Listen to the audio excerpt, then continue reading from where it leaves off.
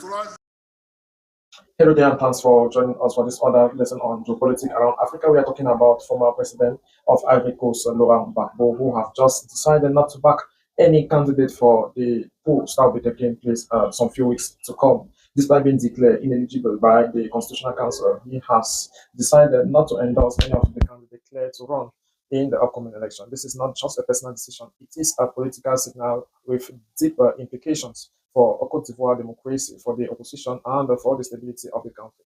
Let's unpack what this actually means. I'm in the studio with Mr. Chilaka. Good morning. Good morning, Mr. Eugene Civil. You have some question around this decision of Laurent Gbagbo. Yes, I do have some questions concerning what he said. He said he's not going to back any candidate who are to contest for the elections because since they say he's not going to contest, not going to back any candidate. So today I have some questions surrounding this issue being said by Laurent Gbagbo.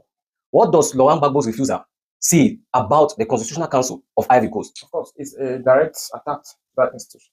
We believe that that institution is not free, and so he is calling for lack of credibility to the entire process. You know, his wife, Simone Eve Gbagbo, happens to be part of the race, and most people will have thought that validating her candidacy was a signal or was a dove hat to Gbagbo. Whatever the situation, he should consider that his former spouse is part of the race. But he deciding not to partake, rejecting to endorse a candidate. But don't you think he was not actually qualified to contest? Says who? How come a former president is not qualified to contest? Because we are looking at the Constitutional Council. They went through his documents and they said, Mr. Gbagbo, you are not qualified to contest for this year's election. If we are here talking about it, it's because he's relevant to the country.